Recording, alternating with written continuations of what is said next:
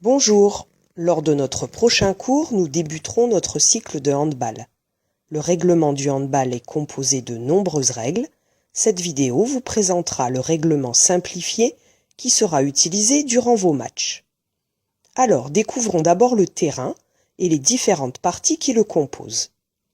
L'aire de jeu est un rectangle de 40 sur 20 mètres, comprenant une surface de jeu et 2 surfaces de but. Les grands côtés sont appelés lignes de touche, les petits, lignes de but. Le but est placé au milieu de chaque ligne de but. À 3 mètres, devant la surface de but, une ligne est tracée en pointillé. Il s'agit de la ligne de jet franc. Entre la ligne de jet franc et la surface de but, un trait indique la marque du jet de 7 mètres.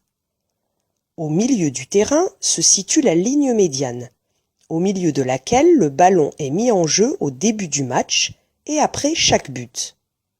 Le joueur effectuant l'engagement doit se trouver avec un pied au moins sur la ligne médiane. Ses coéquipiers ne peuvent pas dépasser la ligne médiane avant le coup de sifflet. Que se passe-t-il lorsque le ballon sort du terrain? Si une équipe fait sortir le ballon en touche, l'adversaire remet en jeu le ballon à l'endroit où le ballon est sorti, en mettant un pied sur la ligne. Si un défenseur fait sortir le ballon derrière sa ligne de but, un attaquant le remet en jeu par un jet de coin. Par contre, si c'est un attaquant ou le gardien qui a dévié le ballon derrière la ligne de but, il n'y a pas de jet de coin. C'est le gardien qui récupère le ballon et le remet en jeu.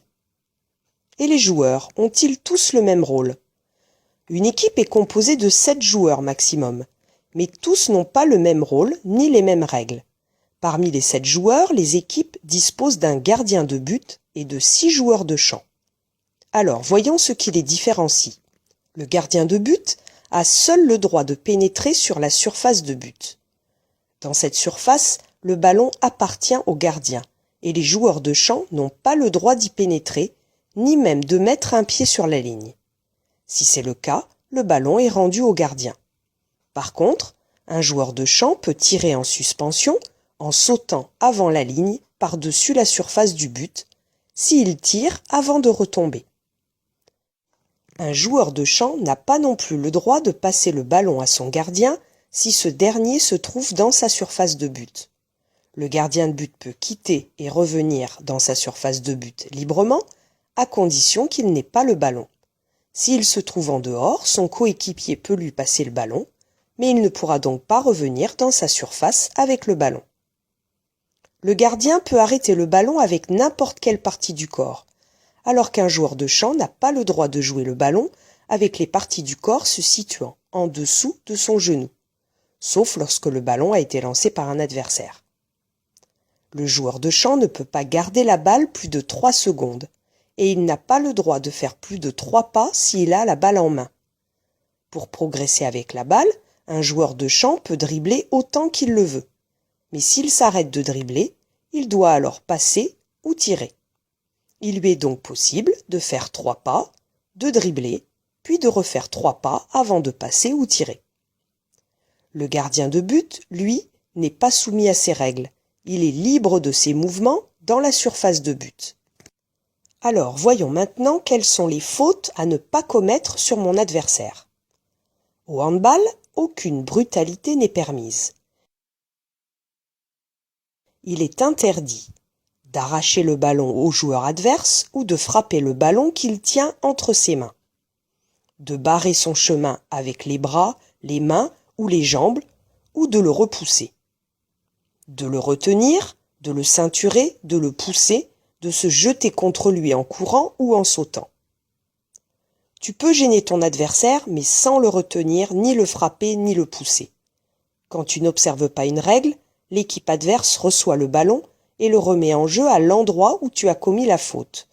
Ton équipe devra alors observer une distance de 3 mètres au minimum par rapport au ballon, jusqu'à ce que tes adversaires aient effectué une première passe. Si la faute est sifflée entre la surface de but et la ligne de jet franc, c'est-à-dire entre 6 mètres et 9 mètres, le ballon sera remis en jeu derrière la ligne de jet franc. Pour cela, toute l'équipe attaquante devra également se positionner derrière la ligne de jet franc jusqu'à ce qu'une première passe soit effectuée. L'équipe en défense, elle, devra donc se positionner sur la ligne des 6 mètres pour respecter la distance des 3 mètres. Si en commettant une faute, tu empêches manifestement l'équipe adverse de marquer un but, par exemple en tenant le bras de ton adversaire lorsqu'il tire, son équipe aura le droit à un penalty. Un joueur de l'équipe adverse viendra alors se placer sur la marque du jet de 7 mètres et devra tirer au but après le coup de sifflet de l'arbitre.